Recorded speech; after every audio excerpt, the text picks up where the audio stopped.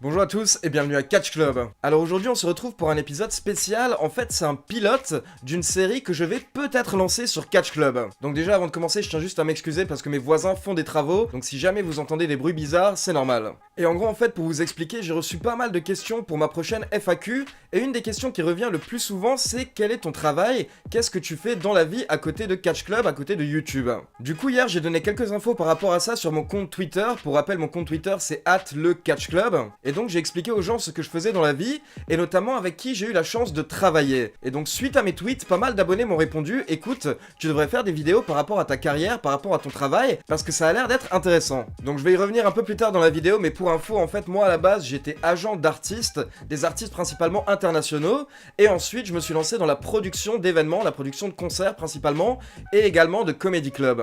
Mais du coup, je vous avoue que c'est pas la première fois qu'on me dit de parler de ça sur la chaîne, mais j'ai toujours un petit peu hésité, parce qu'à la base, voilà, la chaîne c'est Catch Club, donc vous êtes là pour du catch évidemment. Mais maintenant ça fait quand même plus d'un an que vous me connaissez, et beaucoup d'entre vous ont envie d'en savoir un petit peu plus sur moi, notamment mon travail. Du coup en fait ce qu'on va faire aujourd'hui c'est que ça va être un épisode pilote. Je vais vous montrer un petit peu à quoi pourrait ressembler cette série où je vais parler de ma carrière, et en gros essayer de vous faire découvrir un petit peu les coulisses du monde du booking et de la production, et de l'événementiel en général autour du hip-hop et de la musique. En gros je vais vous présenter donc mon travail, puis je vais vous présenter les thèmes que je souhaite aborder dans les prochains épisodes, et donc à la fin de la vidéo je laisserai un sondage et c'est vous qui me direz si vous souhaitez que je continue cette série ou pas.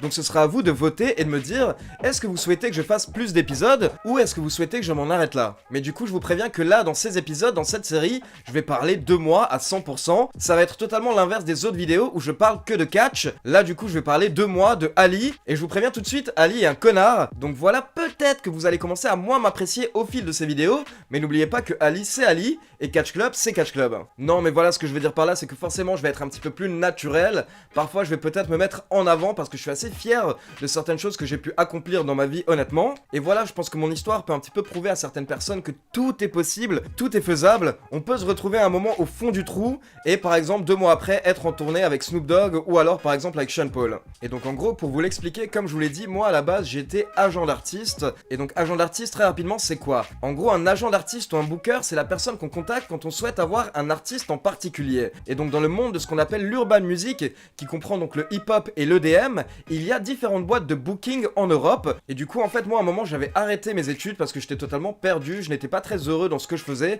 J'étais en grande école en fait à l'EM Strasbourg, et donc je me suis retrouvé un petit peu à voyager. J'étais à Berlin, j'étais à Londres, j'étais chez de la famille notamment, et en fait je me suis totalement plongé dans la musique parce qu'en fait beaucoup d'entre vous m'ont demandé si j'ai d'autres passions à côté du catch, et il faut savoir que oui j'ai plein de passions, mais des passions assez folles hein. J'ai plein de petites passions en fait à côté du catch, mais deux grandes passions que j'ai également depuis que je suis tout petit, depuis que j'ai 4-5 ans, c'est la musique et le stand-up, l'humour, la comédie en général. Du coup quand j'étais jeune j'ai toujours rêvé de travailler soit dans la musique, soit dans la comédie, soit dans le catch.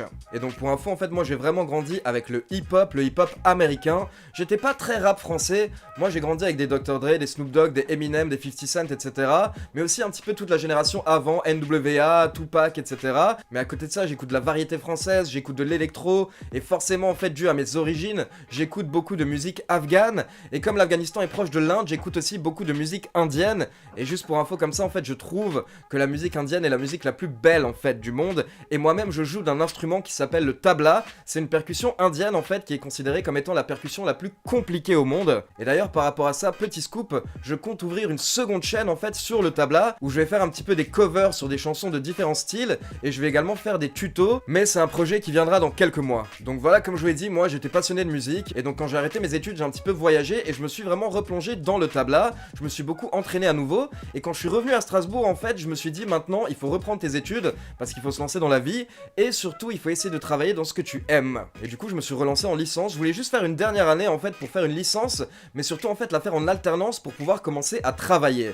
Et du coup j'ai passé différents entretiens mais aucun travail ne me plaisait réellement, donc au bout d'un moment on m'a proposé un poste mais j'ai refusé ce poste en fait, parce que ça ne me plaisait pas en fait, c'était pour être commercial dans des logiciels pour les entreprises. Et comme je vous l'ai dit, moi à partir de ce moment là c'était clair dans ma tête, je voulais travailler dans un domaine que j'appréciais, que j'aimais, et du coup en fait là il y a eu un premier petit miracle, on va appeler ça des miracles on va dire. Ce qui s'est passé c'est que quand j'ai refusé ce poste dans la boîte de logiciels, la personne en face a dit qu'elle a beaucoup apprécié mon profil, du coup en fait elle souhaitait proposer mon profil à son frère qui avait une entreprise dans la musique, et donc elle m'a demandé si j'étais d'accord, et elle m'a envoyé le site internet de l'entreprise de son frère. Et donc je vois que c'est une entreprise qui book différents artistes, mais des artistes internationaux américains, comme par exemple Pharrell, Snoop Dogg, Young Thug, YG, etc.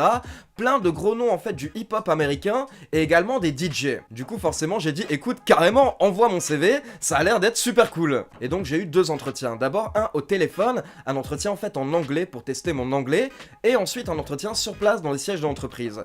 Et donc c'est là que j'aimerais donner un premier petit conseil à toutes les personnes qui suivent la chaîne et qui sont plus jeunes et même les plus anciens j'ai envie de dire. Si vous souhaitez travailler par exemple dans le monde de l'événementiel, les gars l'anglais c'est l'atout numéro 1. Et en fait moi j'ai eu la chance d'apprendre à parler anglais quand j'étais tout petit grâce à la télé notamment, parce qu'en fait je regardais la série Friends en anglais quand j'avais 5-6 ans. C'est pour ça que pour ceux qui ont vu mes vlogs, vous pouvez comprendre à quel point j'étais ému quand j'étais à New York et que je suis allé devant l'immeuble de la série Friends, parce que voilà pour moi en fait c'est 25 ans de souvenirs, j'ai grandi avec eux et à côté de ça c'est mes profs d'anglais. Et donc quelques jours après j'ai eu la réponse positive et donc j'ai été embauché dans cette boîte de booking où j'ai commencé en tant qu'alternant et donc ensuite ils m'ont gardé après mon alternance. Donc en fait nous notre rôle c'était de vendre des artistes principalement américains à travers l'Europe, donc on travaillait pas uniquement en France.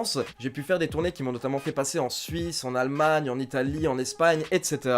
Et donc en gros en fait nous on vend ces artistes internationaux à des boîtes de nuit, à des salles de concert, à des festivals, mais également pour des événements privés. Toute personne qui souhaite avoir un artiste pour son événement pouvait nous contacter. Et donc pour vous donner un petit peu une idée des artistes avec lesquels j'ai pu travailler moi, notamment en fait par exemple ma première tournée a été avec Snoop Dogg. Ensuite 2 artistes avec qui j'ai pu faire beaucoup de dates, c'était Eva Simmons qui est connue pour avoir fait des featuring avec des grands DJ notamment David Guetta et qui avait également fait un gros tube qui s'appelait Policeman il y a 3 ans je crois. À côté de ça je tournais également beaucoup avec le DJ de Major Lazer de Gillionaire. Puis j'ai également managé des dates pour des artistes comme Lucenzo, Lloyd Banks et Tony Ayo de G-Unit, donc le groupe de 50 Cent, Sean Paul, Young Thug. Ensuite on a fait beaucoup de DM, donc à une période je travaillais avec beaucoup de DJ. En fait on faisait quelques festivals chaque année où on ramenait de très gros noms mondiaux comme Axwell, Steve Angelo, Steve Aoki, Feder, Kungs. Et donc en gros mon rôle en fait moi c'était de soit vendre ces dates, donc en fait je vendais les dates des artistes et ensuite c'était également de les accompagner sur ces dates. Donc en fait je me déplaçais en tournée avec eux et donc dans les prochains épisodes si vous souhaitez que je continue cette série,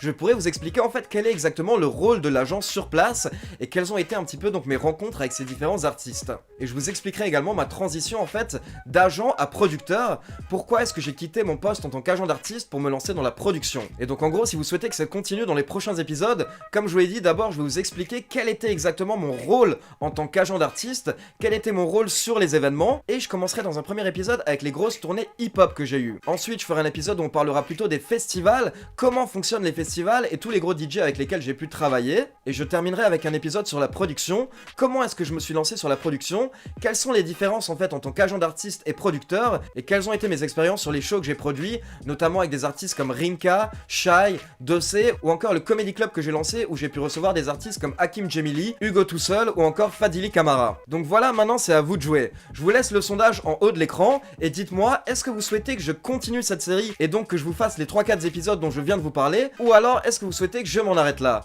Pour info, donc dans les prochains épisodes, je vous parlerai des thèmes abordés et j'essaierai de vous placer un petit peu des extraits vidéo également, parce que forcément je filmais un petit peu sur place, notamment quand j'étais sur scène à côté des artistes, mais malheureusement à l'époque, comme j'étais pas youtubeur, j'avais pas ce réflexe en fait de filmer un petit peu plus, puis surtout en fait quand vous travaillez avec les artistes, vous n'êtes pas censé filmer tout ce qui se passe, il y a un certain côté privé et professionnel à respecter. Donc voilà, c'est à vous, je vous laisse voter, et n'hésitez pas également à me donner votre avis dans les commentaires, et donc si vous avez des questions justement par rapport à mon travail et à cet univers, n'hésitez pas à me les laisser dans les commentaires, et j'y répondrai dans les prochains épisodes. Comme d'habitude, n'oubliez pas de liker la vidéo, de vous abonner à la chaîne et de cliquer sur la petite cloche pour être informé de la sortie des prochaines vidéos, et donc forcément on se retrouve demain pour la review de Raw. Ciao tout le monde.